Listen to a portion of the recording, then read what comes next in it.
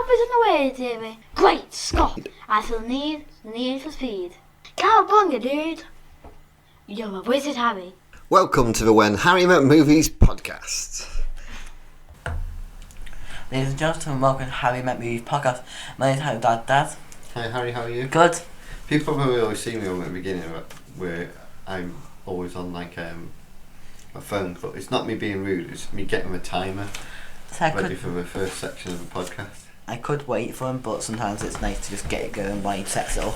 So, when you tell the listeners all about our show, what we do? Basically, Dad should be filming some of his life and we reveal him. And what month are we doing? Comic book characters, but not MCU. Mm-hmm. Okay, there you go. Before we jump into that bit where I was getting my timer for, we always do a thing where we have 30 questions, yes or no, to guess a character that we've randomly pulled out of the bag. You can guess first. Okay, are they male? Yes. They're always male. Are they human? Yeah. Do they have powers? Yes. Are they imaginary? Yeah. Is it Fred? No. Drop dead Fred, I think it's imaginary. Oh, I see what you mean. I thought, are they a real person? So yeah. Are they mean, imaginary friend like that? No, I meant like they're made up for not a real person. So they're not real. So are they real or not real? In the same way that Mickey Mouse isn't real. Okay, it doesn't help. Are they imaginary in the world? No. Okay, so the real person in the Right, story. so carry on from there. So the real person in the story. Thank you. Are they adults? Yeah. Okay. They're always adults, never kids or teens. They're always adults. Do they live in a city? No. Okay. Do they come? Do they have a family? Yes. Do they have to save the family? Or save a kid or something like that? Usually they save the family. Yes, they do save the kid. Okay, so it's a kid in the film. 2 for 1, that is. Their kid. Doesn't mean they're a kid in the film, does it? No, but that's what I meant. Well, so they're adult, and you said yeah, they're adults, so. Save kid. Are they rich? It's not something you know. Yes, no.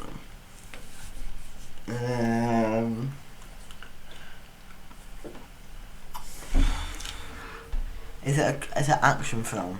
That would help. Yeah. Okay. Is the actor playing? Will I know the actor? No. Okay, it doesn't help that way. It's live action. I've asked that. No, but yes it is. Okay.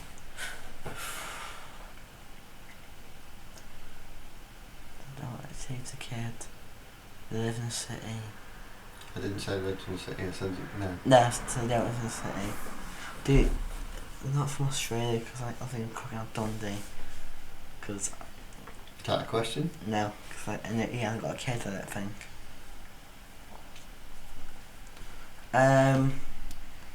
Do they live in a house? No. Do they live in a flat? Or No. do they live outside? No. I would avoid where they're going to live because that's not going to help you. You're never going to narrow it down. Not that down that much either. Have you done it on the podcast? Yes. Okay. I don't know. Is the place they live, is it real? No. Is it Stop focusing on where they live. That's not going to I'm help trying you. to think, because like... You should try and work out the film for a start. That's what I'm trying to figure out, but I don't... There's a lot of films shocking with kids trying to save a kid and they're male, shocking adults. I didn't say they were trying to save the kid. I said they saved the kid. It's not the plot. Okay. If I can figure out the plot, that'd be good. So I don't know what film this could be. Do they get wrapped up in a crime? No. Do they commit a crime? Yes. Do they rob something? No. Do they kill someone? Yes. Ooh. Do they kill them on purpose? Yep. Okay. So they want revenge, I'm guessing. If you don't purposely kill someone about revenge. Is it Batman? No. I was asking that's a film. It's a film franchise, Batman, but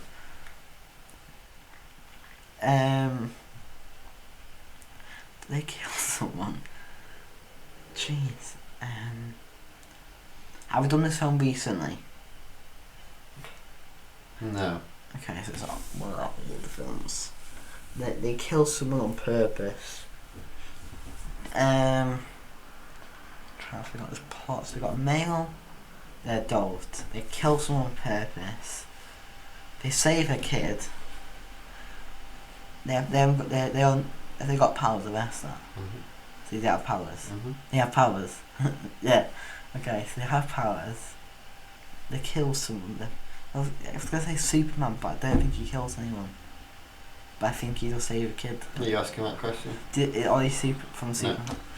They have powers. They save the kids and they kill someone on purpose. Are they a villain? Yes. Is it Crowman? No. Okay.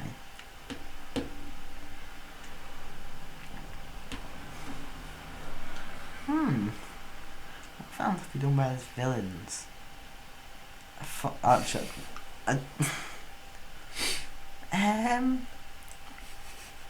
do they have henchmen? Yes. What? Is it Home Alone? No. No, cause One more question. Can I hint then? That's like, it's as famous as it gets.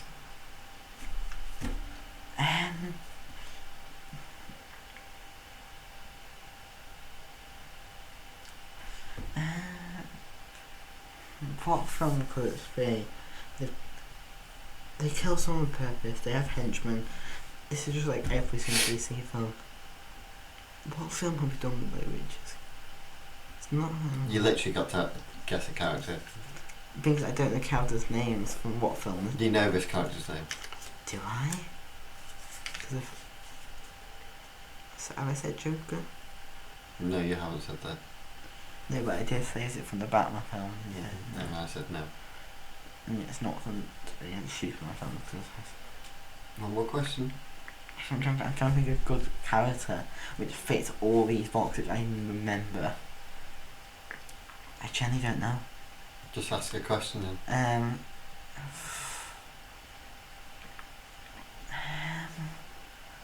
The last question I got, I couldn't count.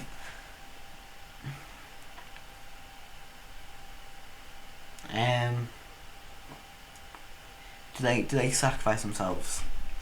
Yes. Okay. You can have a guess of who it is. No, it doesn't help. Darth Vader. Okay. See how he saves his kid. His kid's Yeah, not a kid. he's a villain. Yeah. Right. Are they human? But either human or an alien or an animal.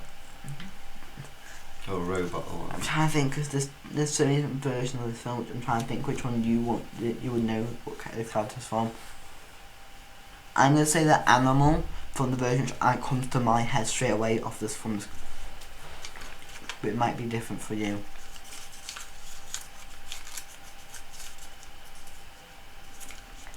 So the animated? Yeah.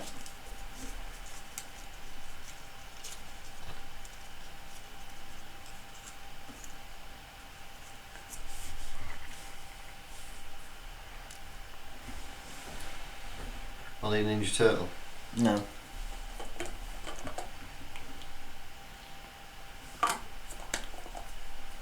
Is the film animated? Yeah. Are they a good guy? Yes. Are they male? Yeah. Are they Disney? Yeah.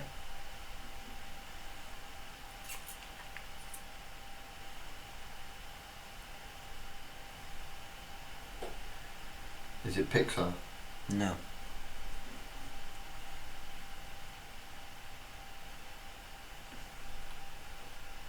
Are they a lion?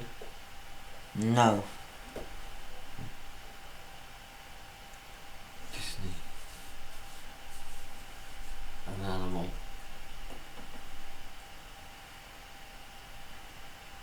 Did we meet them at Disneyland Paris? No. No. Did we go on a ride to Mm, do them? No. I don't think they have a ride at Disney in general in all the parks, which I know of. So it's going to be something from a film we've watched on a podcast. We've not watched it on the podcast because I don't know what film this character could be from, which we've watched on the podcast, but I know a version of the film which you should know because it is popular. That's the thing, I don't know which film this character could be from, but I know the character. Goofy? No. You'll get, once you know who it is, you'll understand why. So, is this character a Disney character or is it, how can I put this? Is it from like a book or something? Yeah. Yeah, it's from a book. Right. From a book. Is it Percy Jackson's book? No. Because animated person who had it animated. Okay. Not with me like you can't find it because Yeah. they're not, yeah. So Is it... stick with Disney.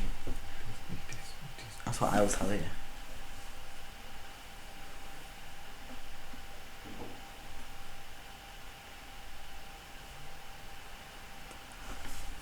Is it a TV series as well? Not, no.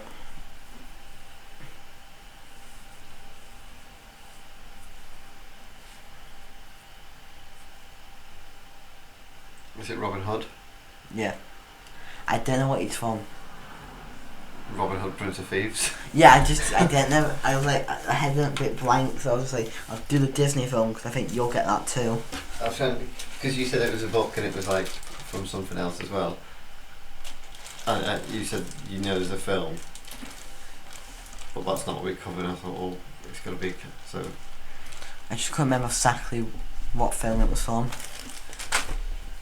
So anyway, for the listeners, I wonder how many of you guessed it. So we always start the show where one of us recites the plot of a film. We are doing The League of Extraordinary Gentlemen. Yes.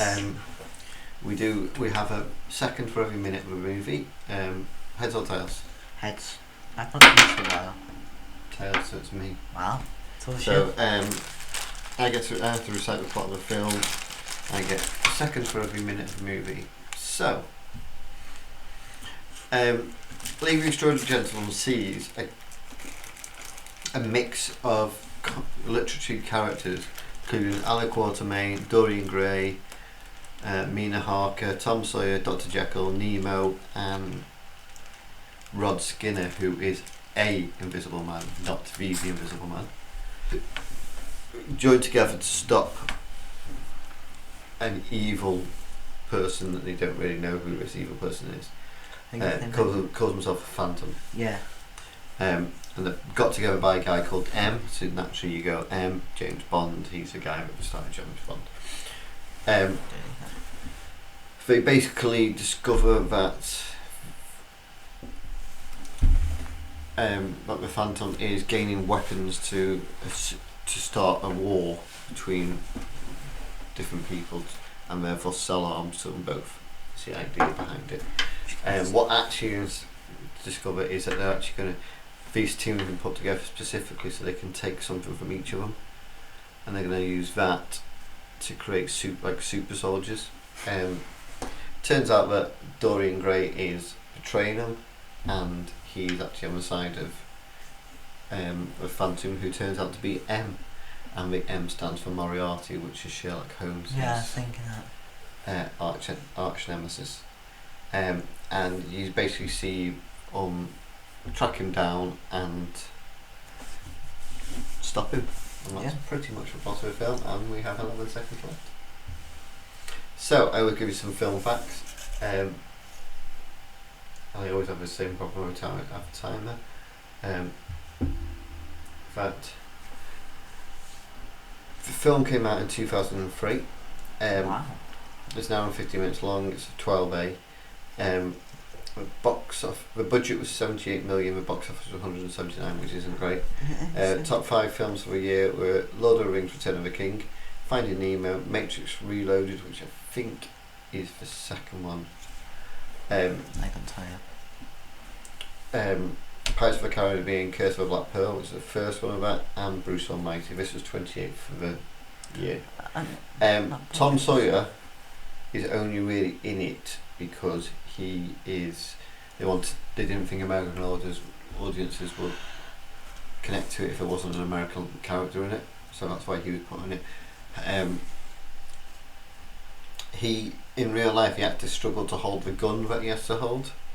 However, and bear in mind he was like mid-20s, Sean Connery, who was 71. Is that the old guy which plays the Yeah, the one that was the original James Bond. He didn't struggle whatsoever to hold it. Yeah, because he's used to holding guns. Just because he's quite a strong guy. He's quite a big guy. And what's the famous thing about this film, which is almost more famous than the film, which is probably more famous than the film, it didn't do well. It panned. Did it? Yeah. Shocked. The fans of the comics didn't like it because it didn't follow the comics properly, and other fans just didn't connect with it. A lot of people say it's because it doesn't follow the comics properly, and there's not as many nods to all the different worlds as there is. That's probably because of expenses, I'd imagine.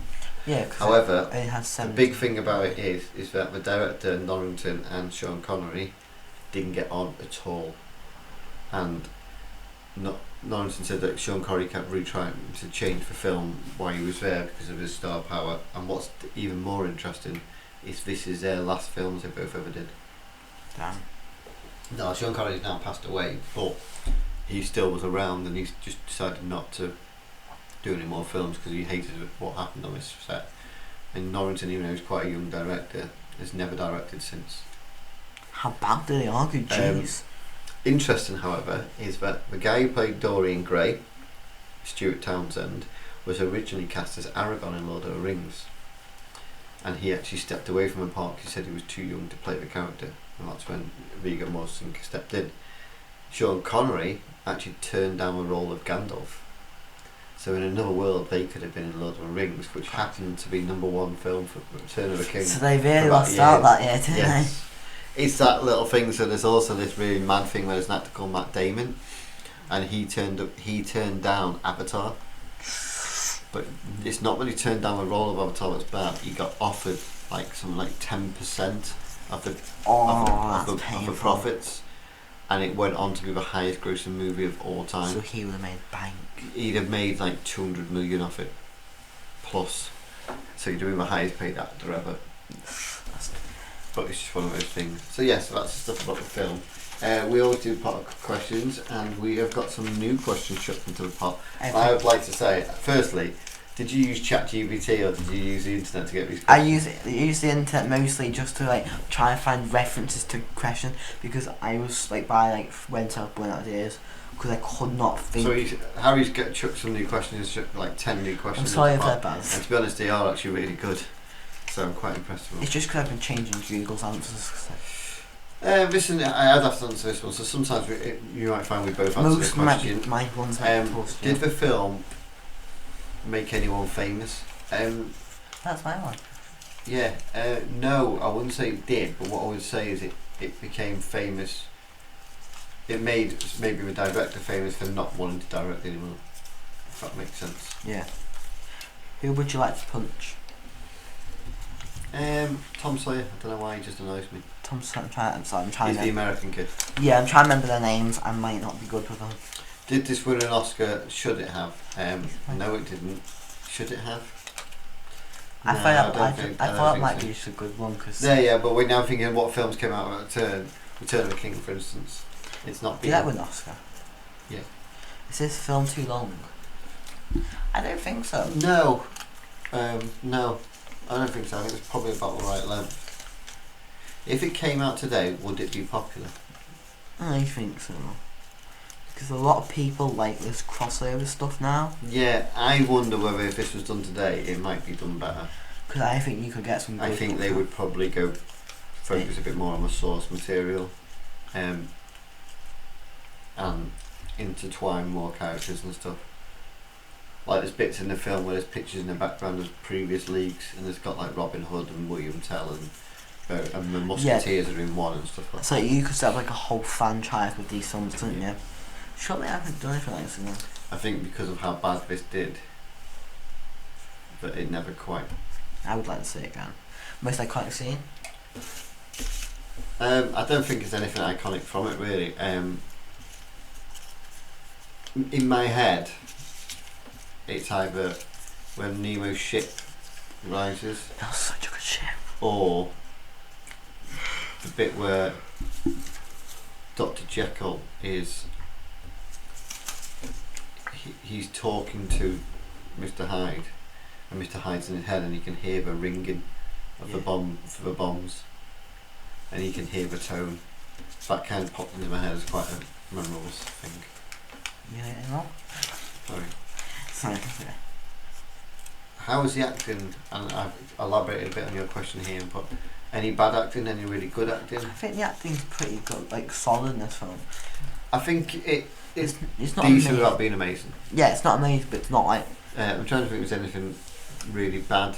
I think the actors just they don't get along. They do get along, but they haven't got like the chemistry kind of. They don't.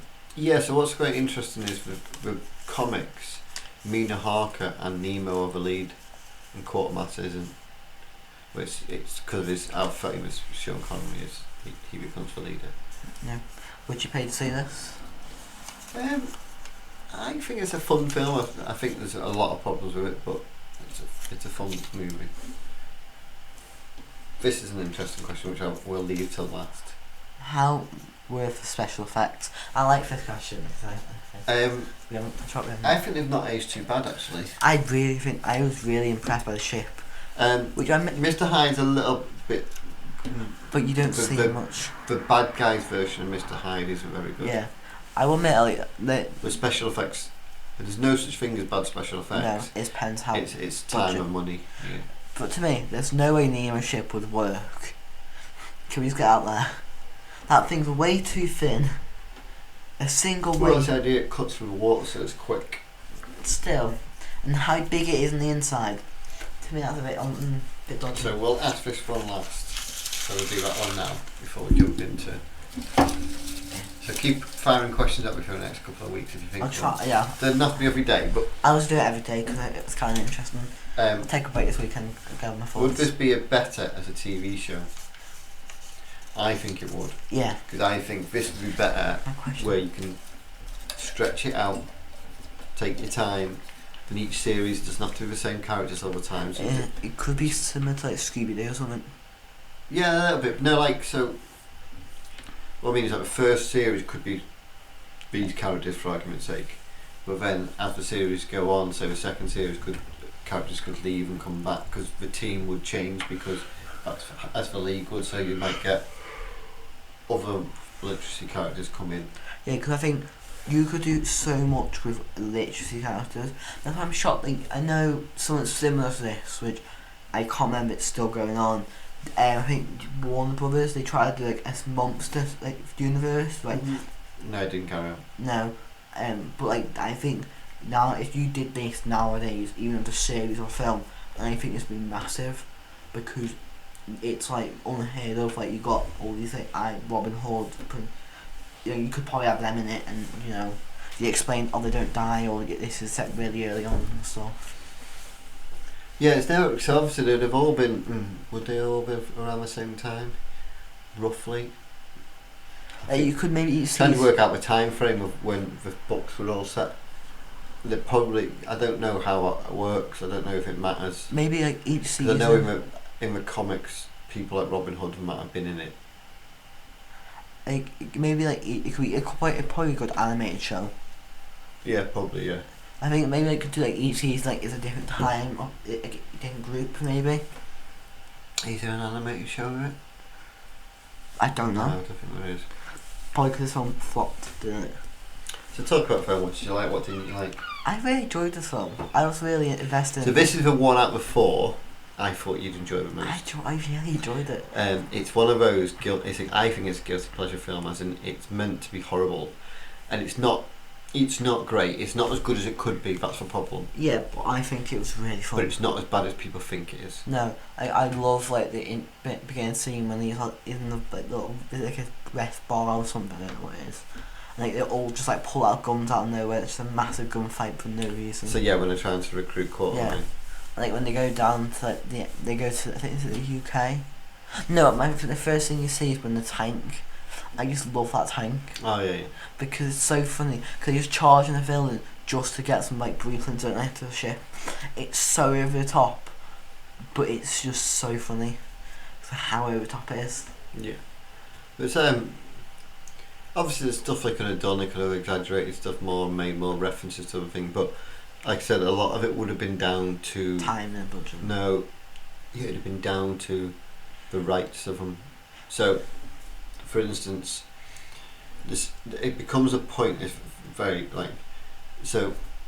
With copyright laws, it becomes a point where a character becomes part of the public domain. Yeah, public domain for a while. So like Mickey Mouse can Steamboat Willie recently came public domain, I think. Yeah. So Winnie the Pooh has. Yeah. It was owned by Disney for a long period of time, but now it's part of the public domain. Now Peter Pan is but not in the UK. Oh.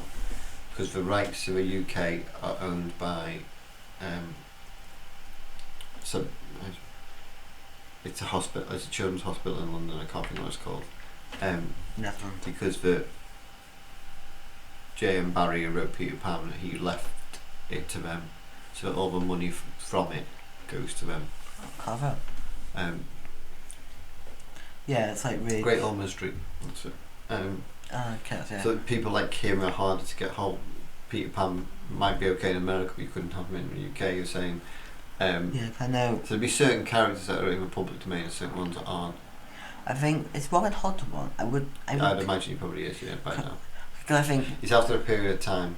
Yeah, I think it's like at least a while. I think it's like 100 years. Yeah, because it makes sense with Steamboat Willie. I think it's about 100 years. Because I think Steamboat Willie's been banned for 100 years. So there's a TV program which isn't too dissimilar to that. I can't think what it's called now. You'll remember later. But it's there's like two worlds. There's like our world and the book world. And yeah, essentially. And in the book world it's all like Cinderella, Snow White and all that sort of stuff. And those characters exist in our world as well, but like I can't remember how it works. It's Once Upon a Time, might be called the show.